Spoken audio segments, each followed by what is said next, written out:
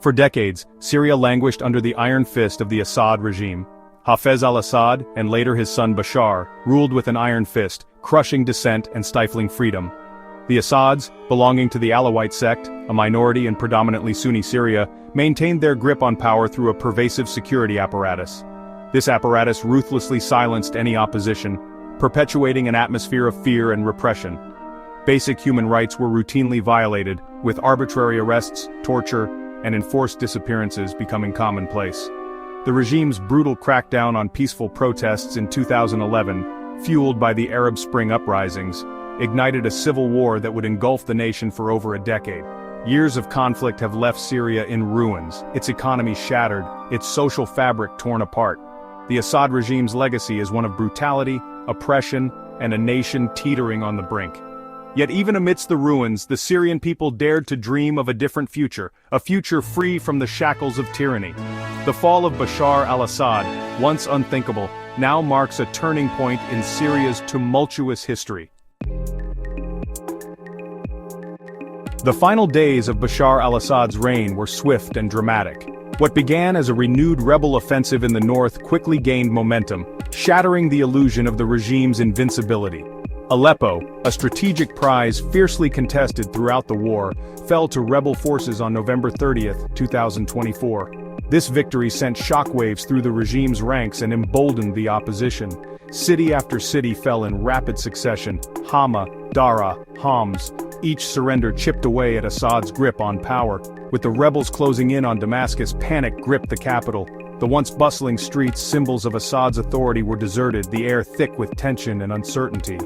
On December 8, 2024, as rebel forces entered Damascus, news broke that Bashar al-Assad, along with his family and close aides, had fled to Moscow. Russia, a longtime ally of the Assad regime, granted him asylum, marking the end of his family's decades-long rule. The speed of Assad's downfall stunned the world, leaving a power vacuum in its wake, and a nation grappling with the enormity of the moment. The news of Assad's fall triggered scenes of jubilation across Syria and among the diaspora.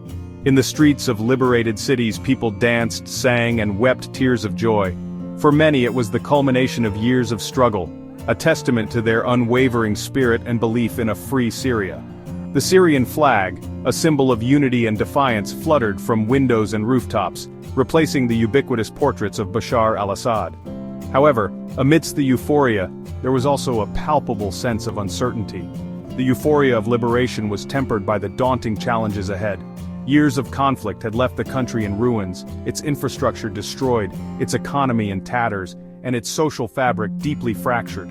The new government, formed by a coalition of rebel groups, faced the monumental task of rebuilding the nation from the ashes of war. The challenges were immense: restoring basic services, healing sectarian divisions, providing for millions of displaced citizens, and establishing a functioning democracy after decades of authoritarian rule. The road ahead promised to be long and arduous, but for the first time in a generation, a glimmer of hope flickered in the hearts of the Syrian people. The international community reacted to Assad's downfall with a mixture of caution and measured optimism. Western powers, long critical of Assad's brutal regime, welcomed his departure, but expressed concerns about the stability of a post-Assad Syria. The United States, while calling for a peaceful transition of power, remained wary of the dominant role played by Hayat Tahrir al-Sham, a former al-Qaeda affiliate, in the rebel coalition. Israel, which shares a tense border with Syria, viewed the developments with particular concern. The Israeli Defense Forces immediately secured the Golan Heights, a strategic plateau captured from Syria in 1967, and launched airstrikes against suspected Iranian-backed militia positions within Syria. This decisive action, while condemned by the UN, highlighted Israel's determination to prevent the transfer of advanced weapons to Hezbollah, its arch-nemesis in Lebanon. Turkey, grappling with its own refugee crisis and security concerns, adopted a pragmatic approach. Ankara, which had supported various rebel groups throughout the conflict, opened its borders to allow for the voluntary return of Syrian refugees. At the same time, Turkish forces maintained their presence in northern Syria, aimed at containing Kurdish militias it considers a threat to its national security. Russia, while providing refuge to Assad, found itself in a delicate position. Moscow's influence in Syria, once paramount, had diminished significantly. Nevertheless, Russia remained a key player, seeking to safeguard its interests in the region and prevent the complete collapse of the Syrian state. Section 5. Rebuilding a nation, the daunting tasks ahead. The new government in Damascus inherited a nation shattered by war. The challenges were staggering: a devastated infrastructure, a crippled economy, a traumatized population, and the lingering threat of extremist groups. The first priority was to restore basic services: electricity, water, sanitation, and healthcare. Years of conflict had left much of the country in ruins. Hospitals lay in rubble, schools were unusable, and roads were impassable. The task of rebuilding was immense, requiring billions of dollars in aid and a concerted international effort. The economy, once heavily reliant on oil exports, was in shambles. The agricultural sector, the backbone of rural Syria, had been decimated by drought and conflict. Inflation had spiraled out of control, leaving millions struggling to afford basic necessities. Reviving the economy and creating jobs was crucial to restoring stability and hope. Equally daunting was the task of healing the deep divisions that had fueled the conflict. Years of bloodshed and displacement had exacerbated existing sectarian tensions. Reconciliation and justice were essential to building a lasting peace. Section 6. The weight of justice, confronting war crimes. As Syrians began the arduous task of rebuilding their lives, the question of accountability for the atrocities committed during the war loomed large. The conflict had been marked by horrific human rights abuses perpetrated by all sides. However, the Assad regime, with its systematic use of torture, chemical weapons, and indiscriminate bombing of civilian areas, bore the brunt of the blame. The International Criminal Court, despite facing obstacles due to Syria not being a member state, launched investigations into war crimes and crimes against humanity. The ICC's efforts were bolstered by the tireless work of human rights organizations and citizen journalists who had meticulously documented the regime's atrocities. In a landmark case, 2 former Syrian intelligence officials were arrested in Germany and charged with crimes against humanity. The trial, held in Koblenz, sent a powerful message that perpetrators of such heinous crimes would be held accountable regardless of their rank or position. The pursuit of justice, while complex and challenging, was seen as an essential step towards healing the wounds of the past and preventing future atrocities. Section 7. The Scars of War, a Generation Lost. The Syrian civil war exacted a devastating toll on the Syrian people. Millions were displaced, both internally and externally, becoming refugees in neighboring countries and beyond. The plight of Syrian refugees, many of whom endured perilous journeys and faced discrimination in their host countries, became a stark reminder of the human cost of conflict. The war had a particularly profound impact on children. An entire generation had grown up amidst violence and displacement, deprived of education, healthcare, and a normal childhood. Many bore the physical and psychological scars of war, haunted by the trauma of losing loved ones, witnessing atrocities, and living in constant fear.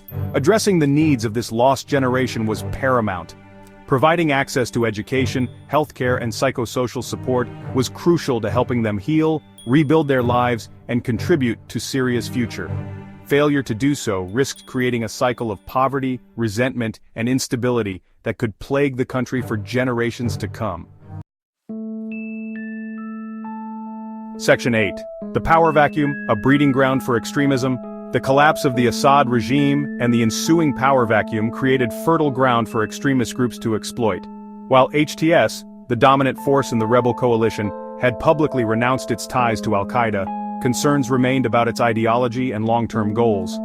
Moreover, the presence of other extremist groups, including remnants of ISIS, posed a significant threat to stability, both within Syria and beyond its borders. These groups, fueled by sectarianism and anti-Western sentiment, threatened to derail the fragile peace and plunge the country back into chaos. The international community recognized the need to address the root causes of extremism: poverty, inequality, lack of opportunity, and a sense of disenfranchisement. Investing in education, promoting economic development, and supporting moderate voices were seen as crucial steps in countering the allure of extremist ideologies. As Section 9, a glimmer of hope, towards a brighter future. The road ahead for Syria remains long and fraught with challenges. Rebuilding a nation shattered by war is a monumental task that will require time, resources, and unwavering commitment from both the Syrian people and the international community. However, amidst the ruins, there is a glimmer of hope. The Syrian people, having endured unimaginable suffering, have shown remarkable resilience and a determination to build a better future for themselves and their children. The fall of Bashar al-Assad, once considered an impossible dream, has ushered in a new era for Syria. It is an era fraught with uncertainty, but also one ripe with opportunity. The international community has a moral obligation to support the Syrian people in their quest for peace, justice, and a brighter future. The journey ahead will be arduous, but the spirit of the Syrian people, their unwavering belief in a free and democratic Syria, offers hope that a new dawn is possible. If you like this video, please subscribe. Thank you so much, and may God bless all of you.